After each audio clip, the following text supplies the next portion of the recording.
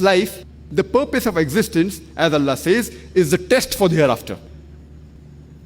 And Allah says in the Quran, in Surah Ankabut, chapter number 29, verse number 2, that do you think just by saying we believe, we will let you go?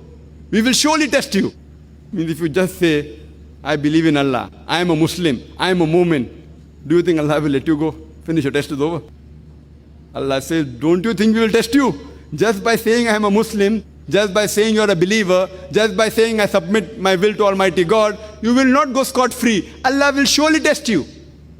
And Allah says in the Quran, in Surah Baqarah, chapter number 2, verse number 155, that surely we will test you with fear and hunger, with loss of your lives and of the goods, and what you have accumulated in your life, and give glad tidings to those who are patient. Allah says He'll test everyone, either with fear or with hunger, or with loss of life, or with goods, or the wealth they've accumulated. Allah will test you.